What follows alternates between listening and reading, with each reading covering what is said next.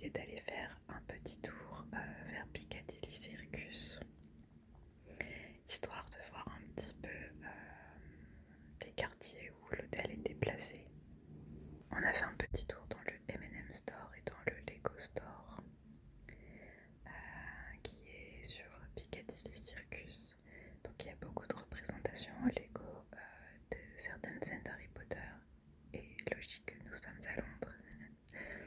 Donc il était vraiment très sympa comme Lego Store. Du coup on s'est couché assez tôt parce que le lendemain on a pris un train direction la gare de Watford Junction pour aller au studio Harry Potter. Donc le train de Londres à Watford Junction, je vais y arriver, a mis à peu près 20 minutes. Et à la sortie, il y avait un bus qui nous attendait pour aller au studio Harry Potter. Et on avait Tom Felton qui nous expliquait les instructions, c'était incroyable. On a mis un quart d'heure de bus, à peu près 15 à 20 minutes de bus. Et nous voilà arrivés au studio Harry Potter. Donc il y avait un grand dragon qui nous attendait dans la salle. Et on a ensuite commencé le tour avec la salle principale avec toutes les citrouilles parce que du coup on était en période d'Halloween, donc les studios étaient en période d'Halloween aussi jusqu'au 6 novembre je crois. Donc il y avait plein de petites citrouilles, il y avait plein d'éléments en fait, notamment ces petits partisans de Voldemort qui se déplaçaient dans les studios. C'était vraiment sympa parce que ça animait beaucoup les studios. En fait, je m'attendais vraiment à quelque chose de statique. Et au final, il y a énormément de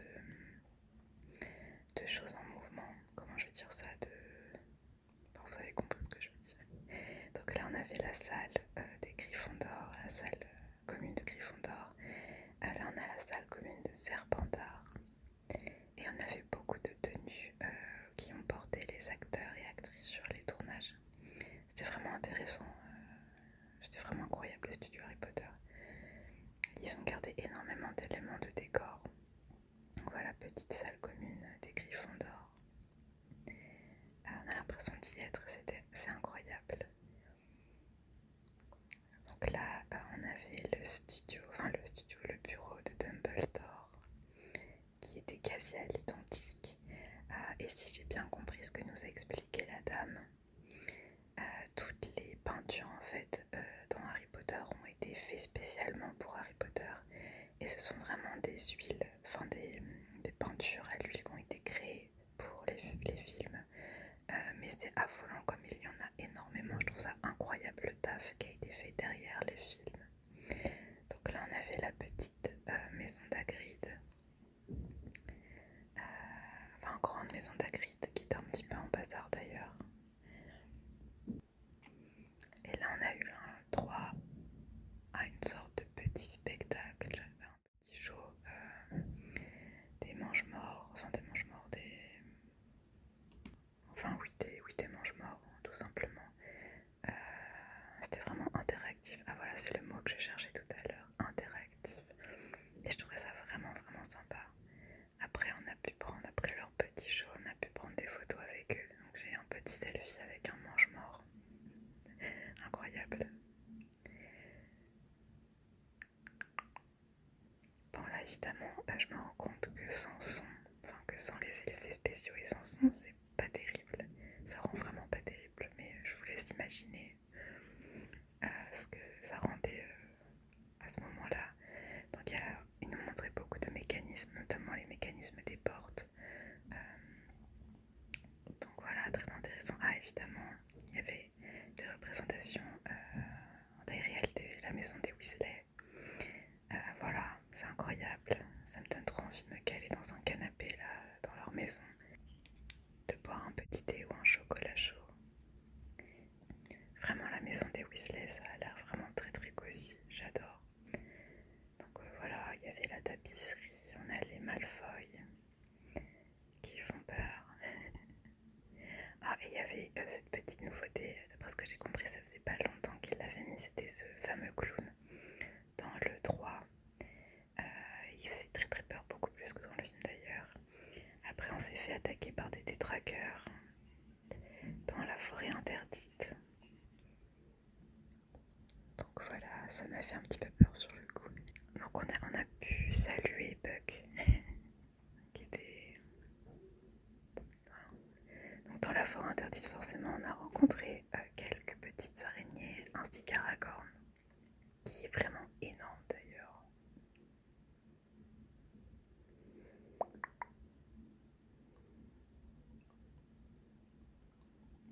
Ensuite, on est arrivé au niveau de la gare.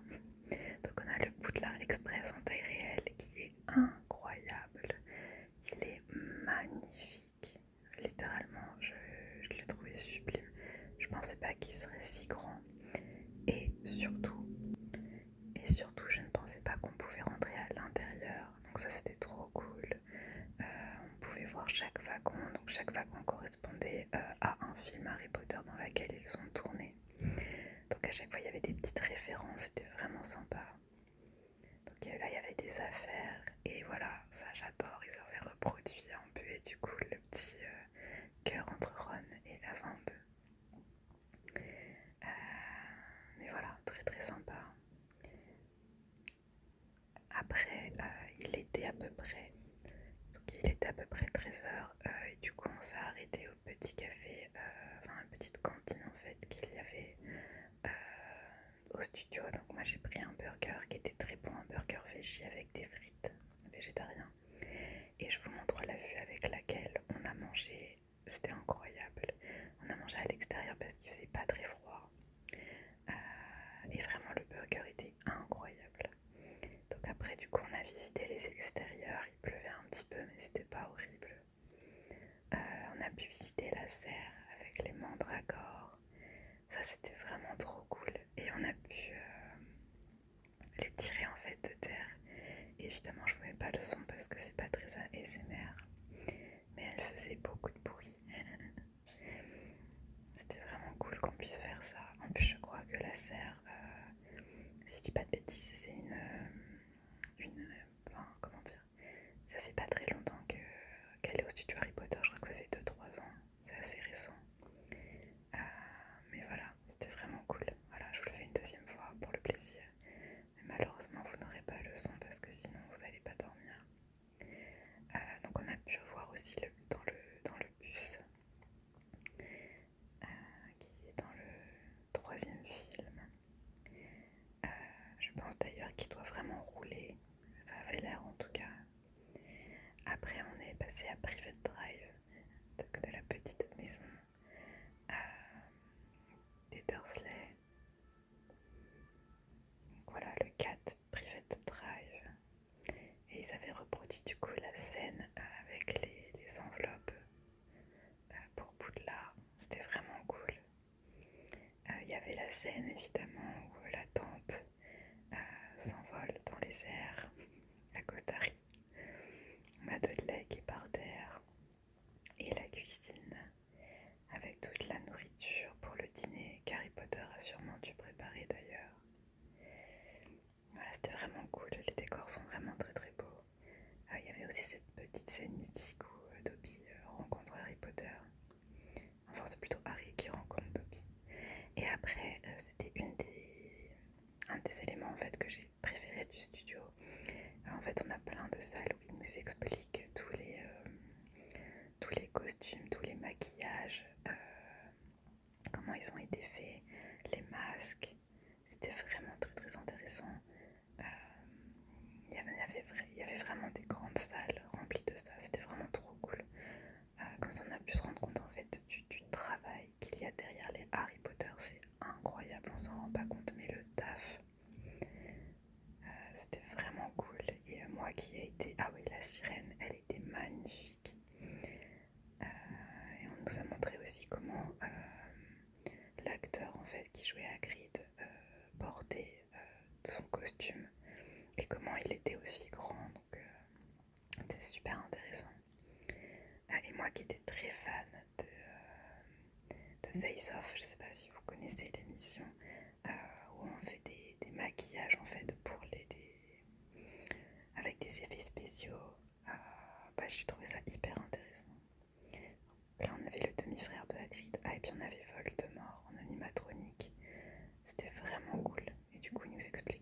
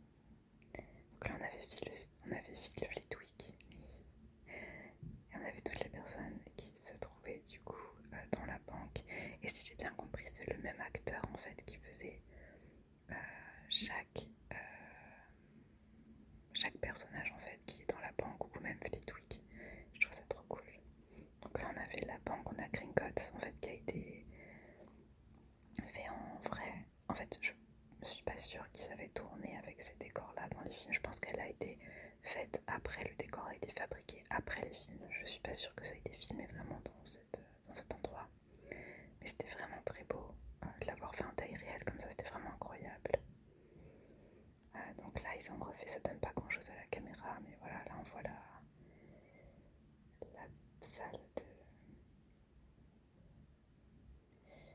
avec tous les bijoux et tout l'or. Et alors ça, je suis un peu dégoûtée parce que ça donne pas grand chose à la caméra, mais c'était vraiment hyper réaliste. Donc là, on est à Gringotts, c'est quand le dragon voilà, se met à tout cramer.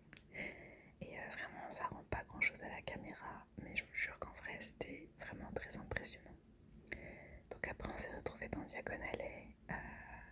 Et ce que j'aime bien, c'est qu'on est sur le Diagonallée après, dans le 6 ou dans le 7. Dans le 7. En fait, une fois que les partisans, les mange-morts et de Voldemort, tout ça, ont mis le feu et ont tout cassé en fait. Donc tout était cassé, Ollivander et tout, il y avait juste la boutique des Weasley qui était illuminée, qui était encore en état comme dans les derniers films. J'ai trouvé ça super cool. Et on avait l'allée des embrumes aussi, mais j'ai pas trop filmé parce que c'était vraiment très très sombre et on voyait rien du tout à la caméra. Là déjà c'est un peu limite. Mais voilà, je trouvais ça incroyable qu'on puisse se balader comme ça. C'était très cool. Et on a fini par la maquette taille réelle. Et je la trouve, mais elle est incroyable. Regardez une personne à côté. Elle est énorme. Je m'attendais pas à ce que ça soit si grand, c'était très impressionnant. Et enfin, avant le shop, avant les boutiques, on est tombé sur cette pièce. Et en fait, c'était toutes les baguettes, toutes les boîtes de baguettes comportent des noms en fait, des personnes qui ont travaillé sur les films Harry Potter et je trouvais ça hyper intéressant. Donc après on est revenu sur Londres, il faisait déjà nuit, bien qu'il soit que 16h30.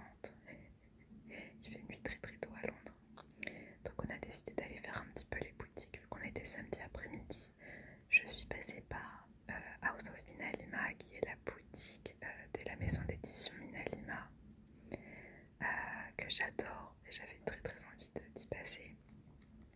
La boutique est magnifique, je vous conseille d'y faire un petit tour. Beaucoup de références à Harry Potter. Évidemment, vu qu'ils se font connaître surtout pour leurs livres Harry Potter. On est passé par Hamleys aussi, Hamleys, je sais plus comment on dit. La fameuse énorme boutique en fait de jouets, je crois qu'elle était sur 6 étages. C'était très très impressionnant. Je m'attendais pas à ce qu'elle soit aussi énorme en fait, que ça soit aussi grandiose. Mais c'était vraiment sympa à faire.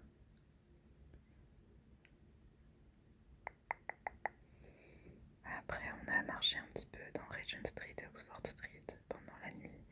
On était samedi soir, donc il y avait vraiment énormément de monde. Mais vraiment. Nous, on était un petit peu crevés, j'avoue, de notre journée. Mais on s'est quand même un petit peu baladé. Ils commençaient à mettre les décos de Noël, alors qu'on n'était que le 2 novembre. Mais c'était cool. Ça mettait un petit peu dans l'ambiance avant Noël. Donc voilà, là on était à Piccadilly Circus. Et alors ce soir-là, du coup, on a marché, on s'est un petit peu baladé, on a marché en direction de Covent Garden. Puis évidemment, on est tombé sur Harry Potter and the Cursed Child, qui est le spectacle d'Harry Potter, enfin la comédie, non c'est pas vraiment une comédie musicale, comment je peux dire, une pièce de théâtre, ouais voilà, c'est plus une pièce de théâtre, qui doit être très très sympa à voir, mais malheureusement c'était beaucoup trop cher et on ne pouvait pas y aller. Donc là on est été à Covent Garden, qui est un marché couvert, un marché de nourriture couvert. Et là ils avaient mis les décos de Noël et c'était juste sublime, c'était magnifique, vraiment. Et on a pu tester le fameux fast-food Jake Jake, qui est sympa, mais ça vaut pas non plus la hype qu'il y a autour. Hein. Honnêtement, c'est plus cher qu'autre chose. Donc là, on s'est bien reposé. Et le lendemain matin, on était dimanche. Il faisait pas très beau, mais il pleuvait pas, ce qui est un miracle à Londres, donc on était très contents. On a essayé de faire un petit peu toutes les places un peu mythiques. Là, je sais pas si vous reconnaissez, c'est la fameuse scène d'Harry Potter où Ron regarde pour pas se faire choper quand ils sont au ministère de la magie. C'était vraiment un week-end très Harry Potter. Donc voilà, là on a été à Big Ben. On a, on a fait toute cette petite route à pied. On a été aussi à la boutique Harry Potter n'importe quoi, Shrek. En fait, il y a une expérience qui s'appelle Shrek Experience, Shrek Adventure, je crois, ouais, à Londres. Mais d'après ce que j'ai vu, ça n'a pas l'air de vouloir le coup, c'est plus cher qu'autre chose. Mais on a voulu quand même aller faire un petit tour dans la boutique parce qu'on pouvait y aller même si on n'allait pas faire le Shrek Adventure. Mais voilà, on a fait un petit tour, c'était très décevant. Et je pense d'ailleurs que Shrek Adventure doit être très décevant, c'est quand même 25 ou 30 euros je crois. Et d'après ce que j'ai vu sur YouTube, ça vaut vraiment pas le coup, donc on n'y a pas été, bien qu'on soit des très très grandes fans de Shrek. Mais voilà, c'était quand même sympa de faire un petit tour dans la boutique.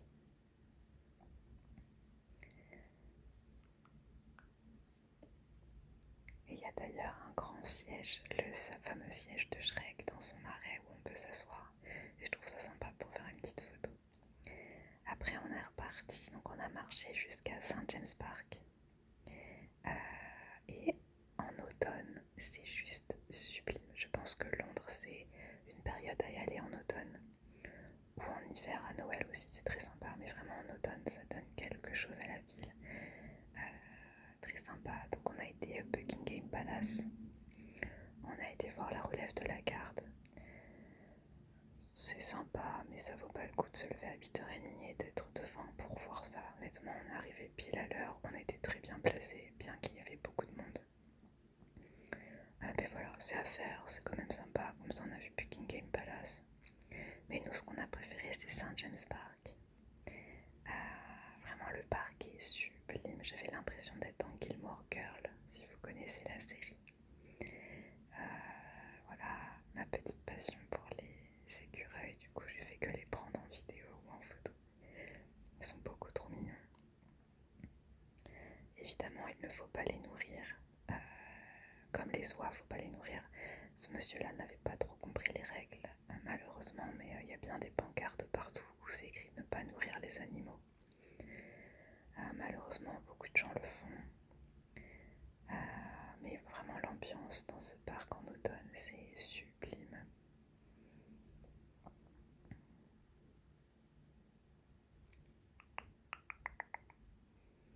Et en fait, j'ai été très surprise, il y a énormément d'animaux dans ce parc.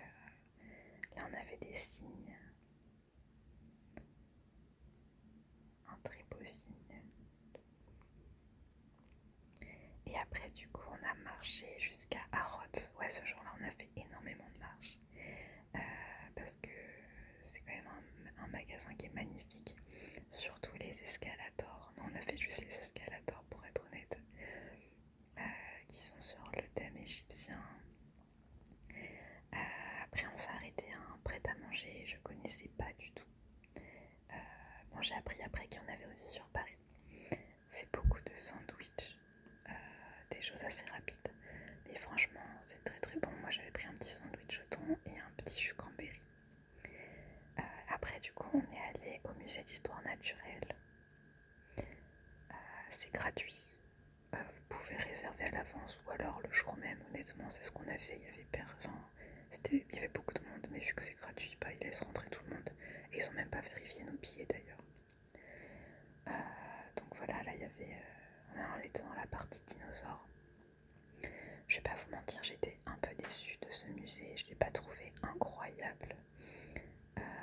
Je sais pas si c'est parce qu'il est mal agencé, j'en sais rien, mais je l'ai vraiment pas trouvé incroyable. Il est gratuit, donc je peux rien dire. Enfin, je vais pas non plus me lamenter dessus parce qu'il est gratuit. Par contre, la salle principale est magnifique. Elle est sublime. C'est une grande salle avec du coup avec un squelette de baleine qui a été mis voilà comme ça au milieu en hauteur et vraiment elle est magnifique cette salle. Là c'était la deuxième chose que j'avais hâte de voir, mais en fait l'escalator pour entrer dans la planète était en panne. Bon, j'étais un peu déçue. Donc on est resté Et après on a pris un petit métro parce qu'on s'était beaucoup éloigné de notre hôtel. Et on avait déjà fait 15 km à pied. Je vous avoue que voilà, on n'en pouvait plus. Donc on a pris un petit métro pour aller donc, à Chinatown. On a été à Chinatown plusieurs fois dans notre périple, dans notre voyage, parce qu'on a adoré ce quartier, c'est magnifique. Et vu qu'on adore la nourriture asiatique, on y a passé beaucoup de temps. Et d'ailleurs c'est très peu cher comparé à d'autres restaurants. Si vous voulez manger pas cher, allez manger à Chinatown, vraiment pas cher. Et c'est très très beau, surtout la nuit. Le lendemain, on a pris un métro direction le quartier des affaires. On est passé par ce petit passage qui était très joli d'ailleurs, je me rappelle plus du nom. Lindell Hall Market, je crois que c'est, je sais plus. Oui, je crois que c'est ça. Pour aller du coup direction le Tower Bridge. Je vous avoue que c'est le coin de Londres qui m'a le moins plu. C'est très cliché, très mythique, mais enfin, je sais pas, j'ai pas trouvé ça incroyable. Et on s'est arrêté, en fait, au plein milieu des buildings, vous avez une petite église, un petit parc abandonné. Et je trouve ça incroyable de voir ça au plein milieu des buildings. Ça nous a beaucoup étonnés. Il y avait plein de petites écureuils, évidemment. Et ouais, vraiment très sympa cet endroit. Du coup, on a repris le métro au retour, direction l'hôtel. Et on a pris nos valises pour aller du coup à la gare. En passant, on s'est arrêté à la plateforme 9 3 quarts, qui est une boutique encore Harry Potter, dans la gare King's Cross. Donc c'est là où il y a la plateforme 9 3 quarts dans le film. Et c'est pour ça que cette boutique s'appelle comme ça. Et du coup, c'est comme ça que se termine notre